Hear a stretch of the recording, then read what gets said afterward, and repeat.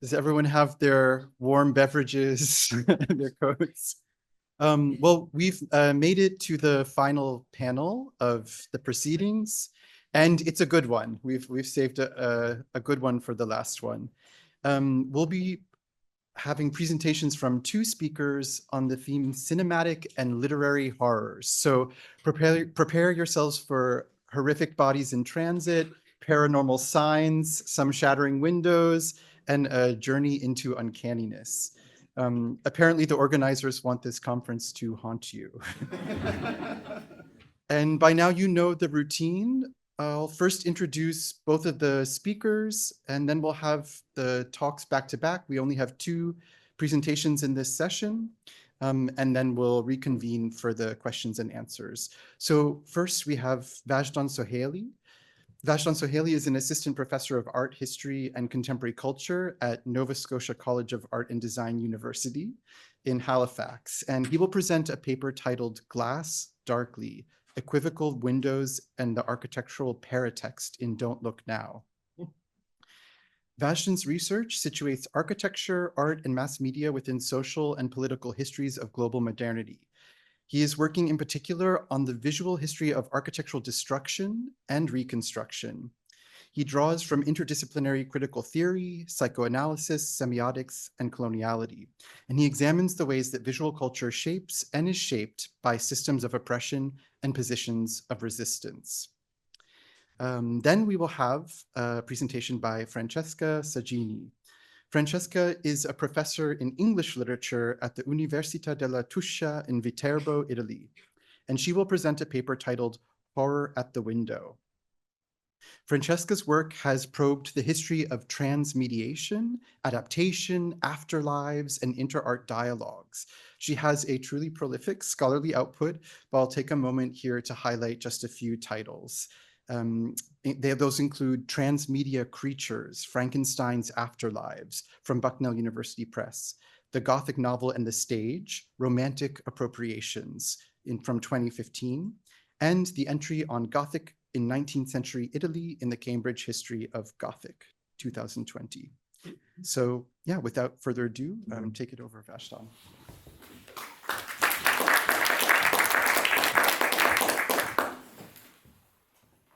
Thank you. Thank you very much, Stephen.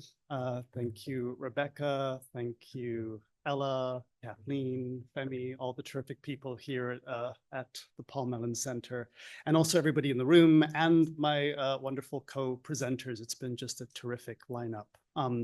And so I think we're going to go in a slightly different direction for a minute. I'm going to do what is sort of a focused formal analysis that will reflect nothing of my bio that you just heard.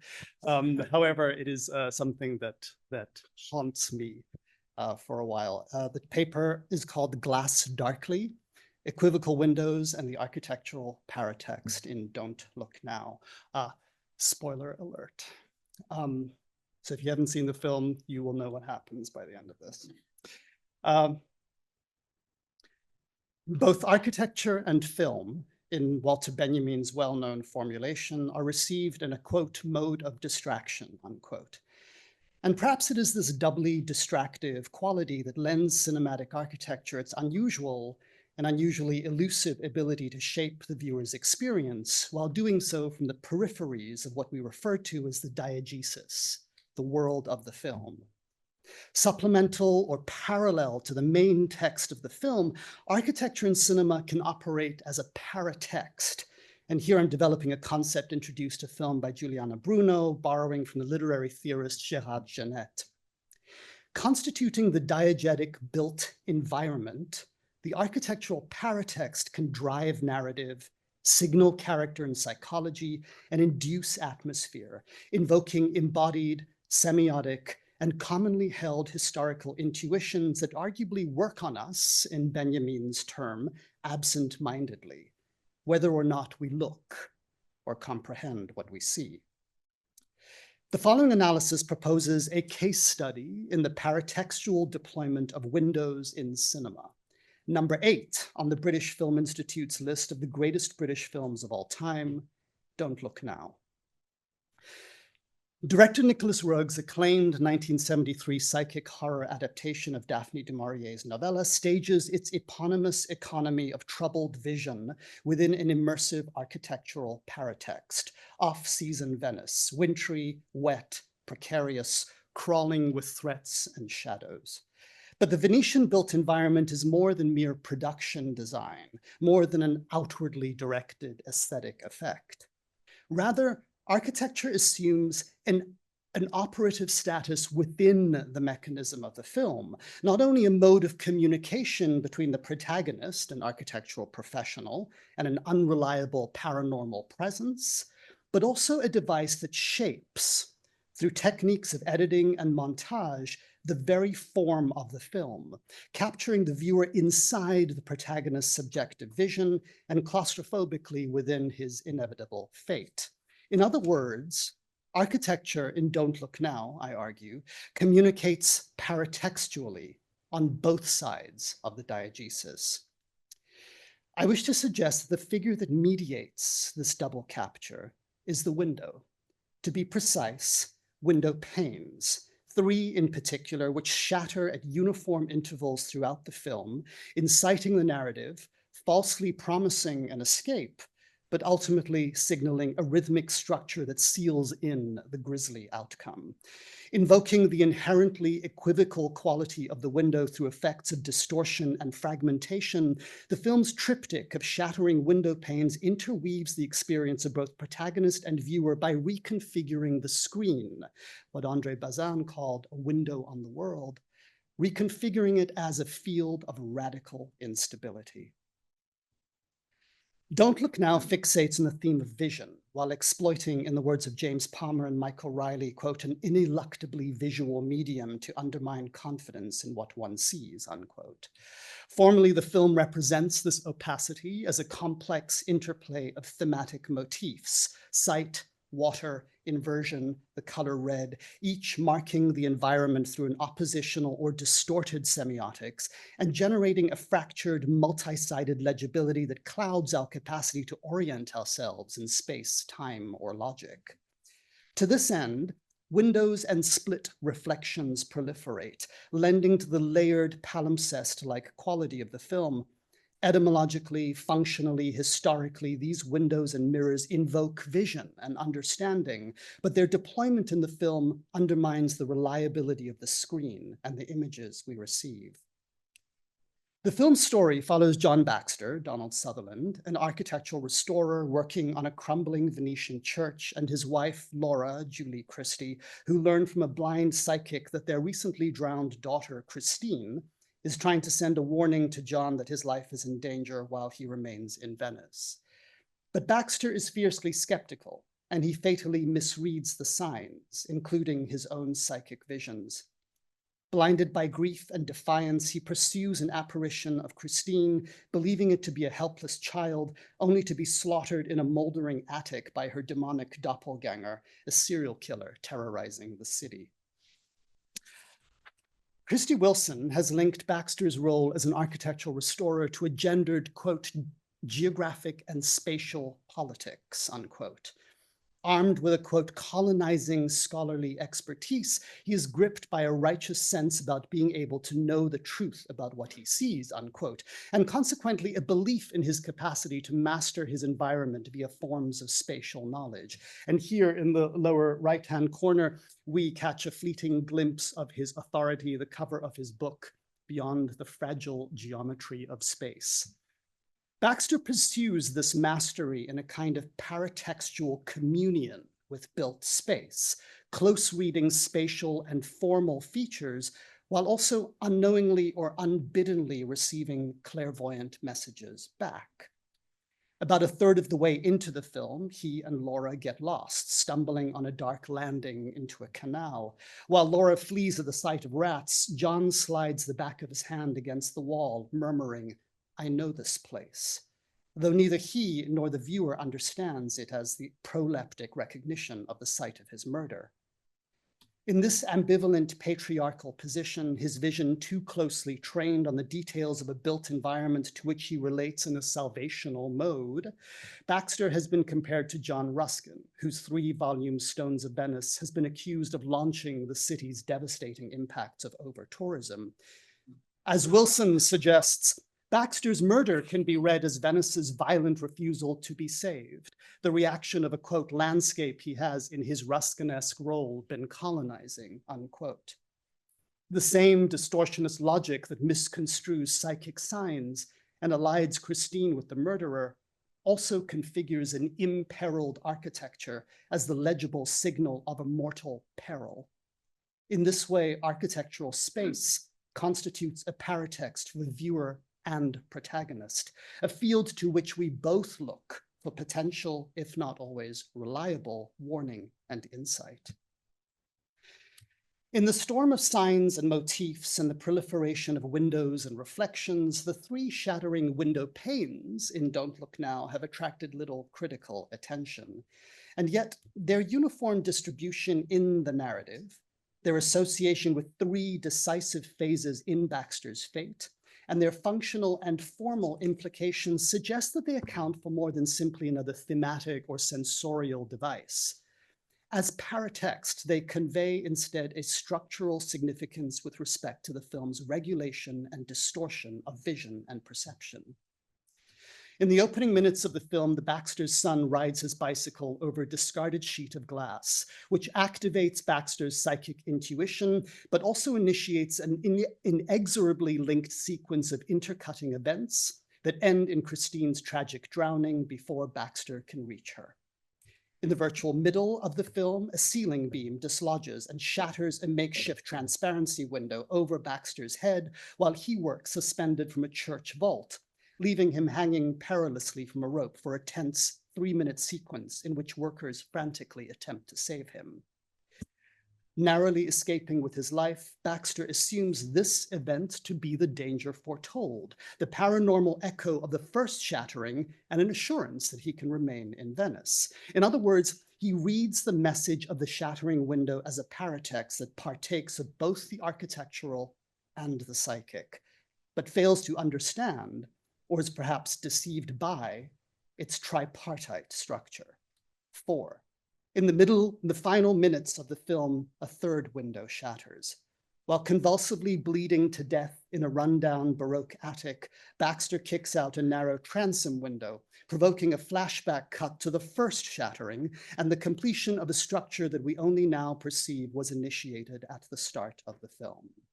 In the final retrospective montage that culminates in this moment, events from the entire film are recut into a barrage of fragments for Baxter to witness, a kind of mid-mortem confirmation of all the signs he has imperfectly read, including the premonitory message of the shattering window panes and the uncanny recognition of an inscrutable malevolent order. In multiple narrative and textural ways, the window panes are woven into the structure of the film. That question of structure is not only cinematic, but also architectural, imposing order onto the film's duration and the narrative arc in a similar way that windows and Renaissance doctrine imposed order onto a building's facade. At the same time, each shattering window pane interrupts Baxter in the act of scrutinizing architectural details, a form of visual knowledge claim consistent with the desire of the modernists to decouple the window from structure and recruit it into orders of selective spectacle. And yet, each of these window panes invoke windowness only through a logic of distortion. A discarded sheet of glass absent from his frame, an obliquely set viewing window detached from the wall and suspended from ropes, and an uncanny interior transom window set below ceiling grade in one room and above floor grade in the next. Despite participating as a sequence in a structural, if opaque, distributive system within the film, each window pane individually defies typological expectations of the window as such. They draw our attention to the equivocal nature of the window, its fragility, its borderline ontology. Punctures in the skin of a building, windows maintain a variable function with respect to vision and intrusion. As nodes of ambivalent permeability, they both admit and deflect the senses, the natural environment, and the presence of danger. Yet, at their shatter points, these window panes stage the limits of their dualities. They exceed their nature as motif and enter, I suggest, into another structure, one that shapes the very formal language of the film. Critical appraisal of Don't Look Now has celebrated the film's associative and refractory editing style, which the film's editor, Graham Clifford, described as Rogue's, quote, exercise in film grammar, unquote. Elliptically fracturing, reassembling, reconjugating non-chronological impressions in rapid cut montage sequences, the editing replicates Baxter's subjective psychic visions and disrupts for the viewer any, quote, sense of connective causality, unquote, in the words of Andrew Patch. The famous opening sequence, still studied in film production programs, is composed of over 100 separate shots, repeatedly intercut over less than 7 minutes of screen time. That sequence, like Baxter's unavoidable fate, turns on its first shattering window.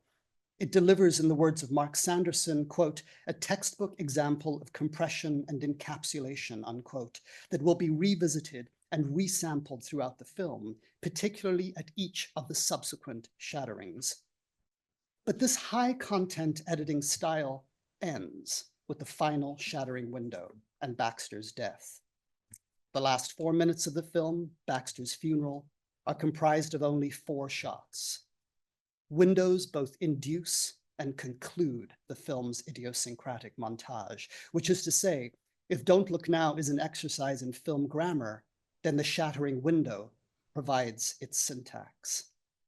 More so than the stained glass window or mosaic that fixate Baxter's too close professional gaze, the shattering window supplies the material, affective, and counter-rational form for the film's fragmental editing style. If montage is an extra diegetic cinematic technology, a post-production means of translating diegetic action into spectatorial experience, then the shattering window panes constitute an inverse operation in which cinematic form obeys cinematic space. In other words, the shattered surface of the celluloid registers the indexical imprint of a shattered materiality contained within the film itself. As architectural paratext, legible though ambivalently to protagonist and viewer, the shattering windows in Don't Look Now shape both the themes and the form of the film. Subject to the film's distortionist logic, the window is extracted from its typological order and annihilated in its functional capacity. But in that new shattered functionality, it returns as montage, a formal and phenomenological link that elides the viewing and the action space, doing so through the mise en abîme of the screen as window. As mentioned, these effects likewise elide the viewer's experience with that of the protagonist, but of course, only up to a point. While we may have access to the substance and affect of Baxter's visions, we always escape the mortal consequences he suffers. And yet, as we watch him die from our position on the other side of the screen, from street level, so to speak, and are gradually released from our entrapment in his visionary experience, we retain a residual existential solidarity with the expiring protagonist. For among the most extraordinary of Don't Look Now's effects is the reminder, as the shattered fragments reassemble, that the convulsions of grief, loss, and the desire to recover time await us all. Thank you very much.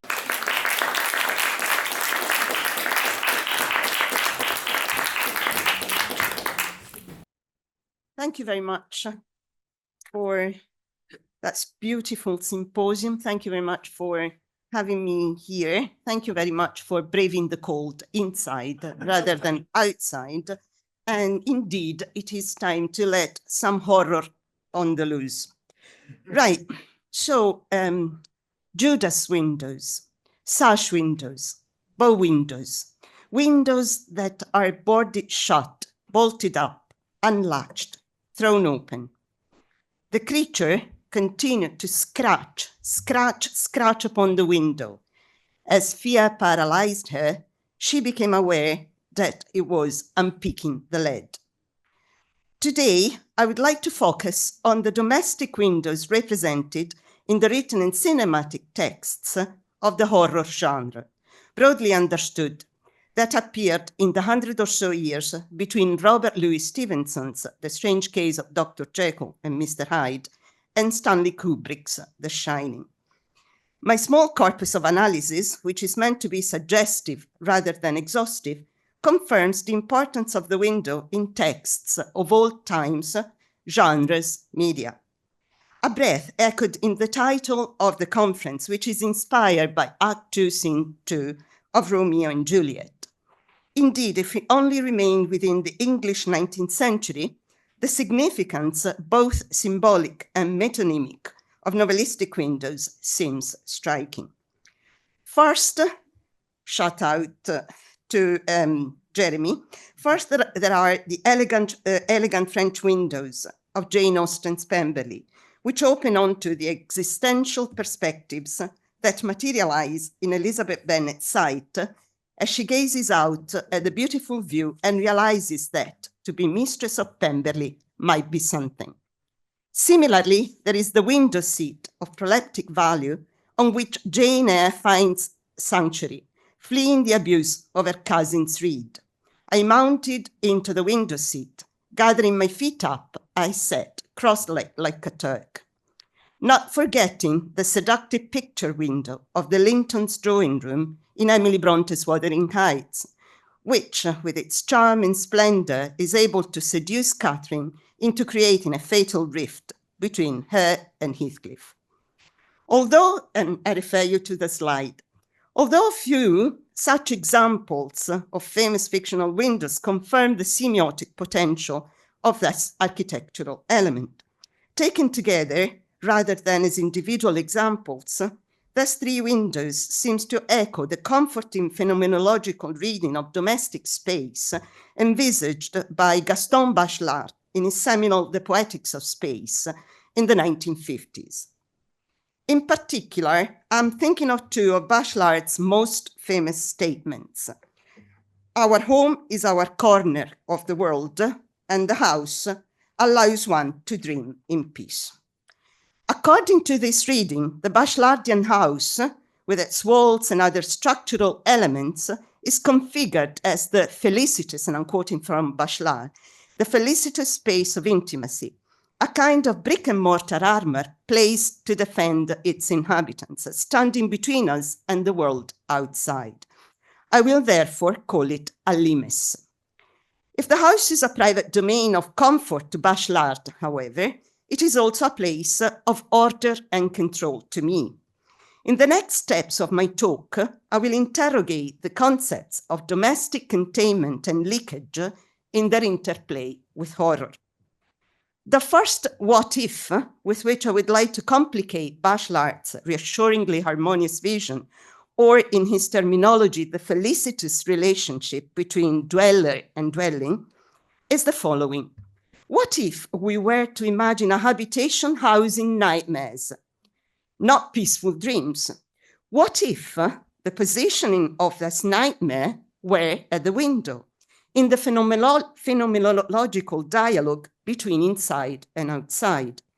What if temptation, forbidden desire, fear, even horror were to be elicited and exposed, no longer located in the reassuring dimension of the outside, but in that of the inside, now revealed as uncanny, dreadful, even petrifying? And to further complicate these initial speculations, what if the window of the domestic nightmare, which I may coincide with the aesthetic and also moral category of horror, were not a static but a dynamic element, acting as a kind of portal of transformation towards the beyond in a noumenal reading, or the below in a Darwinist reading? Ultimately, what if this window were a limes? My musings are partly justified by the theorization of Bachelard himself, who uses the image of the nest to signify the house. Following an analogical intransitive line of reasoning, he describes the nest house as an egg, through a synecdoche linking the container with the contents. It seems to me, however, that the egg as a dimension of dwelling corresponding to a closed volumetric space doesn't at all agree with the above-mentioned concepts of limes, of definite boundaries. The eggshell is fragile, made of porous material. Crucially, underneath is the delicate vitelline membrane, which is itself permeable, fecundable.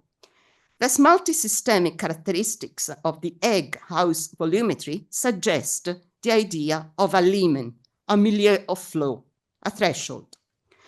I would like to juxtapose the authoritative Bachelardian theorization with a study of the ontology of social space very recently proposed by containerologists, the scholars of containerology. As thus critics explain, containment has numerous incarnations, which comes in various sizes and forms: bodies, cells, wombs, tombs, buildings, cupboards, bowls, cups, buckets, cases, caskets, coffins. All of them are containers.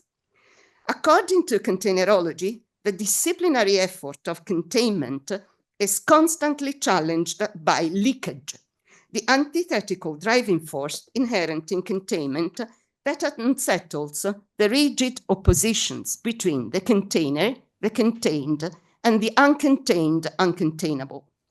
Although conceived as a shelter with 4 solid walls, the house is porous and permeable. In short, it is leaky. Air pollutants can enter a building through tiny cracks in doors, windows, and vents. Even foundations are far from solid, and the very same walls can be attacked to rotting point by exogenous and endogenous agents, including mold, cigarette smoke, and poor materials. More recently, domotics and remote access apps and devices have helped to further dismantle the interface between inside and outside, recoding the house as a site of discipline, surveillance, and ultimately domestic anxiety. To paraphrase the well-known saying, danger is no stranger to the 4 solid walls of the house. That is to say, it is constitutive of the Heimliche. Using the window among other elements, the Unheimliche seeps in and out of the house. And to borrow from Marshall McLuhan, the window, that is to say, the medium, is the horror. The windows I will be dealing with today represent a fracture, a crack in the container of the house, allowing reciprocity between inside and outside. Since I aim to apply containerology to literary horror, broadly understood, of course, in its interaction with the house, I will focus on the fiction of containability that exposes false domestic homeostasis. In the hermeneutic and psychological tug-of-war between open and closed domestic windows, the 2 contenders representing, on the one hand, the invading force, the envoy of darkness and external horror, and on the other, a specular force, the harbinger of light, attempting to push back darkness, is synthesized by the window of the vampire peering at the window. From Bram Stoker's Dracula to Stephen King's Salem's Lot, the vampire attempts to force its way into the usually female vamps-to-be's bedroom, which can be read as her architectural extension. The psychic flow that accompanies this lethal intrusion is matched by a parallel symbolic passage that transforms the bedroom into a tomb. The phrase, "let me in," intimated by the vampire, and you can have a look at the slide, represents the linguistic sum up of this passage through the window, which allows the vamped to finally recognize and to embrace the vampire within, and to completely surrender to it, letting desire out. To illustrate my point, I will give a few examples. As refunctioning portals, the windows of Dracula's castle allow Jonathan Harker to escape the chamber in which he's imprisoned and to climb down the steep walls of the castle with unexpected agility. And you can have a couple of quotes from Dracula here that I used to make my case. In the surprising kinetic strategy adopted by Jonathan, gradually transforms into a mimetic strategy, while the spasa deux of horror, subspecies, the slippage between vampire and vamped, is made clear by the change of clothes that the Count makes at Harker's expense. In Nosferatu, a very free adaptation of Dracula directed by the master of German expressionism, Friedrich Murnau, the grimoire of the vampire's windows gets a hitherto unrecorded but fundamental element. After vamping the virginal Ellen, Orlok lingers in the young woman's bedroom, overcome by his appetite. Realizing too late that the sun is rising, Orlok disappears in a puff of smoke. He's struck by the rays that catch him, now impotent, in front of the wide open window of the bedroom he's entered, itself a representation of the irresistible invitation that Ellen repeatedly has made to him. Daylight condemns Orlok to dematerialize in a cloud of dust in front of an open window, a reminder of both Ellen's disobedience, her awakening, as well as the vampire's fall. Glass, a material celebrated by the theorist of architectural expressionism, becomes a metaphor for the dissolving vampire in front of the window, according to a physical transformation from solid to gaseous state that runs parallel to the other physical transformation producing glass, the result of a supercooled change of state from liquid to solid. Ultimately, the optic negation of the transparent glass destroys, negates the vampire. Let us now move on to an overview of the horrors that corrupt the house by affecting the window. Two examples immediately come to mind, both taken from Alfred Hitchcock's filmography. The first is Mother, the castrating parent murdered and mummified by Norman Bates in Robert Bloch's novel Psycho. The following year, Hitchcock obviously adapted the novel for his masterpiece of the same name. Behind the drawn curtains of the first floor bedroom of the Bates house, Mother sits in a rocking chair as a dreadful protective goddess of domestic horror. Once in police custody, the Norman transformation fusion becomes overwhelming and inextricable, and she no longer needs to hide behind a window curtain. Norma Bates's bedroom may represent Norman's mind, the chamber where Norman's superego mother watches over the domestic horror. The window also recalls the empty orbit of the old woman's shriveled skull, discovered in the basement of the Bates house by Lila, the female outsider investigating her sister Marian's mysterious disappearance. Thus, the bedroom window, transmodalized into the empty eye socket of the mummy, is related to the ghoulish petrification reigning over the entropic Bates household. The psychoanalytic reading of the window house female outsider triad is also relevant to another Hitchcock film produced shortly after Psycho, The Birds, which recasts Daphne du Maurier's short story by the same name. Melanie Daniels, played by a sophisticated Tippi Hedren, is a spoiled socialite who decides to pursue the attractive lawyer Mitch Brenner to his secluded Buen Retiro. Mitch spends the weekends on his small family farm in the company of his younger sister Kathy and Lydia, the widowed mother who is possessive and wary of her son's possible romantic interests. After trying to present Mitch with a pair of lovebirds and then being invited to Mitch's little sister's birthday party, Melanie is forced to seek refuge with the Brenners when, for reasons that remain completely unexplained, huge flock of birds, mainly crows and seagulls, descend on Bodega Bay, leaving a trail of blood in their wake. In the second part of the film, the Brenner house becomes the center of the birds' attack as they hurl themselves in blind fury against the windows, swarming through the house from the attic to the living room and wreaking an unbelievable havoc. The fortress-like containability of the house is besieged and conquered as the windows and other points of entry are boarded up in vain by Mitch. However, the Brenners' apparently tightly knit household had already suffered an irreversible, deadly leak just before the bird apocalypse. The teleological principle of containment that Lydia had enforced since her husband's death had already been unhinged by the unfortunate and for Lydia openly unwelcome arrival of Melanie, whose sexuality invaded and forever disrupted the fragile homeostasis superimposed by Mitch's mother. Interestingly, Melanie wears an elegant raven black outfit at the start of the film, and the disturbing association between the flirtatious heiress who's come to Bodega Bay with primitive predatory intentions and the rapacious black corvids is made explicit in the film's publicity material, which exploits Hedren's auburn beauty, flanking her with a giant dummy crow. The ontoepistemology of the horror at the window, and with these last considerations, I come to my conclusion, sits astride allusion and metaphor. As we have seen, the window can be an iconographic theme, a trope, as well as a literary convention.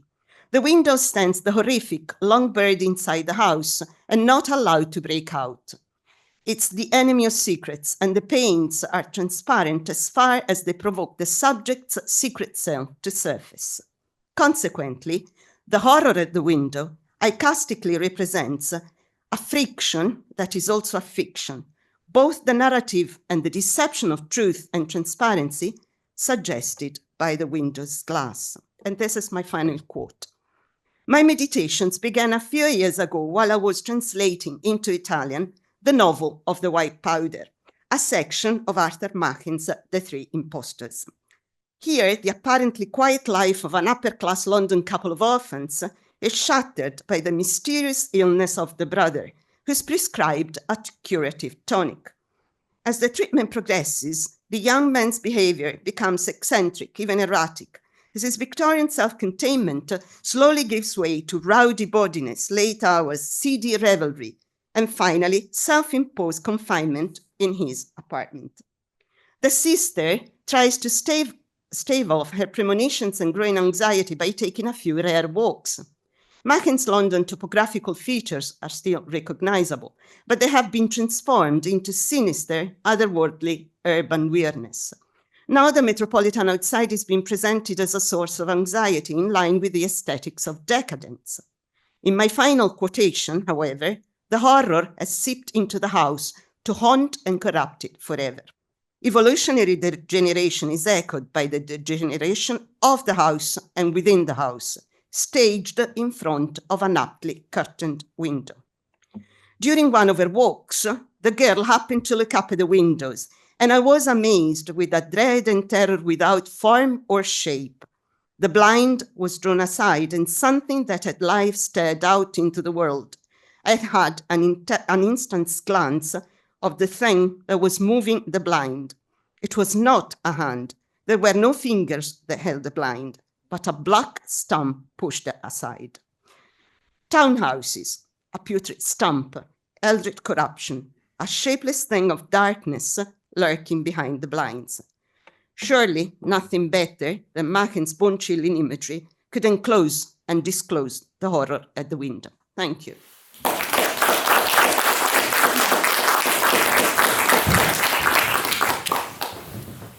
Wow. Well, thank you very much. We had two talks that I think really spoke to each other, and it almost felt like it could merge into one continuous presentation. While people are composing their thoughts, I'll start with a question. And I really want to start off from this idea of the containerologists, which I will go home and read about deeply. But it occurred to me with both of your presentations that one of the pleasures of the Gothic, either in film or in literary form, is as a viewer or a reader, it's an immersive experience, that it pulls you into the world. Do I understand right that either the shattering window or the leaky window or the heart at the window, is that a kind of necessary ingredient in the Gothic that then, I don't know, breaks that immersive experience, even if for only a moment, so the horror can kind of seep out into your real surroundings? I think. Is that on? Right. Can you hear me? Yes. Right. I think that one of the main motifs of Gothic is the unmaking and making of new thresholds and new boundaries. And that can be, of course, an architectural threshold, an architectural boundary, but it can also be any kind of boundary at all between organic and inorganic, human and non-human. So I think that is part of the Gothic aesthetics as such, which is an aesthetic of transformation, instability, and abjection. And yeah, I mean, I think to echo that, I think it's also this point of intrusion. It's this sort of like this kind of this flaw in the design, and that will let in, you know, so it was real resonance between your thoughts on containerology and what happens in Don't Look Now, which is, you know, the literal sort of intrusion of water into Venice is this sort of evil that is sort of intruding into the characters' lives. So often these kind of natural intrusions are paired with kind of paranormal intrusions that are happening. Yes. Paranormal to a certain extent, because we can also say that the Gothic or the supernatural is what is really natural, and what is natural is not the natural. That is something that's been argued by several critics. So it's just a different way of looking at things with different eyes from a different perspective that doesn't necessarily has to be the wrong one. It could possibly be, you know, the right one. And it's also central to like the return of the repressed. Yes. It's that the thing that you thought you had repressed is back again. Yes. Yes. And that is part of the house as such, because the house is a palimpsest of stories, lives, experiences, affections, and so on. So, you know, they can resurface from the inside, but also penetrate from the outside. Fantastic. Do we have any questions from the audience?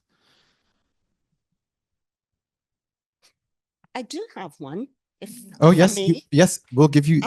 You can ask each other. I have one for you. But... you know, mental issues are very Gothic motifs. No, I was actually wondering whether you can tell me something more about the windows in the original short story. Because whoever adapts Du Maurier completely changes. Yes, and so Rogue does exactly the same thing. I can't think of any windows, although there is a lot of gazing into the canal and thinking reflectively on the canal, but no particular window activity. And the script itself does not, any of those shatterings are not scripted at all. Those were entirely done in the shooting process and towards a sort of like a montage plan that was not in the original screenplay at all. But yes, no, Du Maurier stages the story in summertime Venice, which obviously is not nearly as suitable. Yeah. So quite significantly changed. Well, The Birds is actually set in Cornwall after the Second World War. So, you know, you move on to California and you add socialite and all the other things. In fact, is a Second World War veteran who has this experience, so it's completely different. I was wondering whether it is the same kind of drastic adaptation, you know, a ground zero adaptation. Not as drastic, no, but yeah, certainly like the different season. Since you brought up The Birds, though, like I was also struck while listening to you, that other extraordinary scene that takes place in the phone booth, you know, this sort of like this confined space of windows where the birds are literally pecking through the glass. But that also coincides with this material transformation where the entire gas station goes up in flames. So like kind of calls back to your Nosferatu, that kind of transubstantiation that happens with Nosferatu as well. Yes, it is. But actually, the gas station flaring up and setting almost Bodega Bay on fire completely. I think as an ostension of the strong sexuality, the ravishing and ravenous sexuality that Melanie brings to Bodega Bay. So, you know, it just couldn't be any more visual than that. It's just a huge flame. Yes, sets the place on fire, definitely, definitely. We have a question. Three, actually. Sorry, we're just nattering it. Hi, I was very interested in what you were saying, thinking about Gaston Bachelard's Poetics of Space and this idea of the home being very much like a nest, or I think you talked about it being like an egg. I've been really interested generally in the conversations about the relationship between an inside and an outside. And I think all of our conversations today have been fascinating. And this idea almost of a kind of, the idea of a skin, like a kind of permeable skin that is effectively the materiality of glass itself, that separates on the outside one sense of time and space, and on the inside an entirely different time and space, and perhaps that imposition of the glass being a surreal imposition that, and it was really interesting when you were talking about in Don't Look Now, this idea of shattered glass, because it then brought those two times and time and spaces together into one set of surreal dimensions for our main protagonist. And that shattering being very much about that kind of implosion of sort of surreal encounters, which compressed his life into almost a freeze frame moment where everything became that one fragmentation. It all was sort of compressed. And I was really interested in what you were saying about the Nosferatu being where the window is open. And so in a way, that very surreal encounter with letting danger in, or whichever way it comes in from inside or outside. So it being about the horror, and even talking about Anna Barabal's last piece, which was shown as just a single photograph on a wall, which was just an extract from an old image where there was just this strange body just represented surreally at the top, and not really knowing what that was because you were still separated by that time and space. Henry Fox Talbot, the same thing, all of this compressed time. I'd like to talk a little bit more, if you could, just about that idea of time and space operating two sides of the glass. Rear Window, I suppose, is very much that as well, thinking about Hitchcock with what he encounters, looking at all of these different lives outside. And then, of course, eventually the horror comes in with his broken leg he can't escape it. It happens elsewhere. I'd love to hear more about all of that. Just start it off. Sorry, good question. Thank you very much. Yeah, I mean, and I think that's sort of fundamental also to the experience of cinema, is this kind of interior and exterior. Like you're always, you know, you're in a room with another sort of existence that is happening through the window. And it is very surreal, and it is completely disjointed from your time and space. And yet you are utterly immersed in that other time and space. So there is this kind of immediate duality of the experience all the time.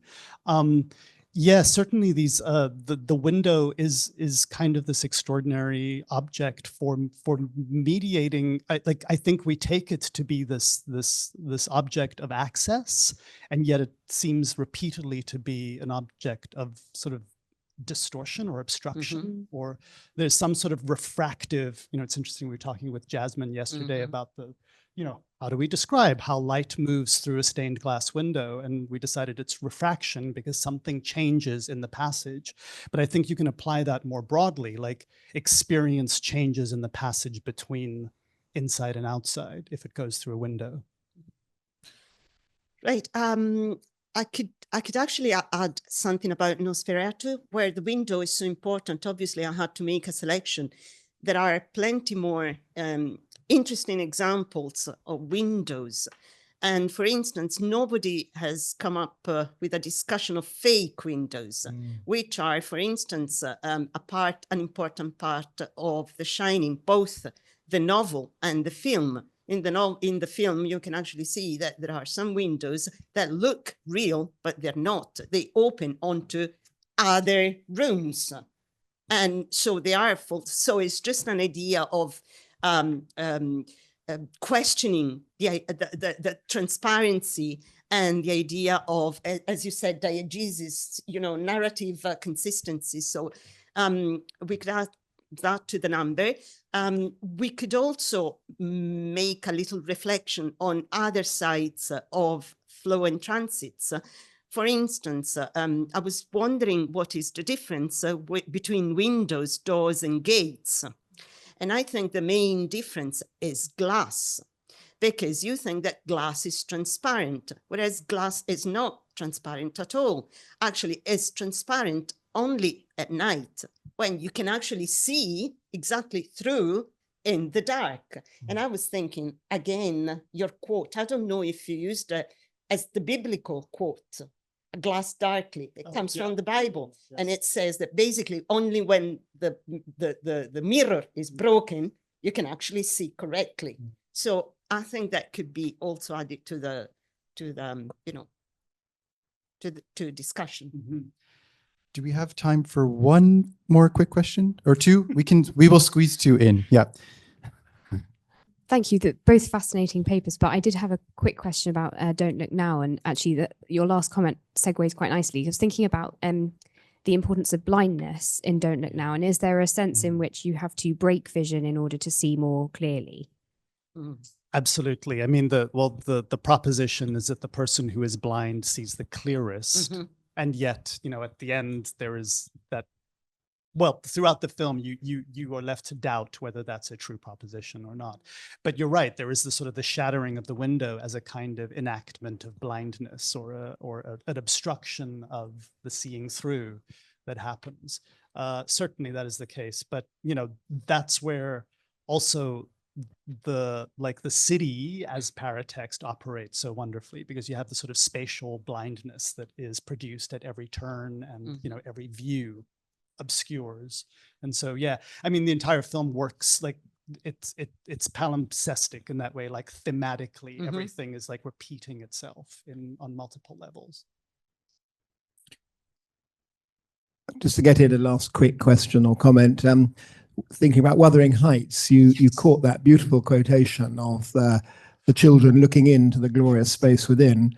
But thinking on the theme of smashed windows, of course, Wuthering Heights has this fantastic climatic smashing of windows where the world gets in, doesn't it? Yes. Or the fear gets in. And I just wondered if you wanted to comment on that as well as a sort of... Yes, we could... Tellpiece. Yes. Obviously, the window is an important motif, and in general, thresholds are an important motif in Wuthering Heights, which open with a gate that doesn't want to get open, and Lockwood, who's got a very telling name, who doesn't manage to penetrate into Wuthering Heights and into the various mysteries of Wuthering Heights. And the ghost of Kathy coming at the window and trying to make her way in is just an idea of the ontology that you were mentioning earlier on, that's going to remain with Wuthering Heights forever. It's haunting both the inhabitants and the dwelling place, and it's going to be there forever. But we could, it's also the natural world breaking into the world of culture, which is also important for the novel, the overall discussion in the novel, has been very widely commented, and I didn't want to dwell on that. But if you are interested, there are figures of repetitions which have been explored by Dorothy Van Gent in the study of the Dublin motifs, because there is also a refraction of Kathy in the window before the window gets smashed, and that could be maybe followed up. Thank you. Well, let's give one final round of applause to our speakers. Thank you so much.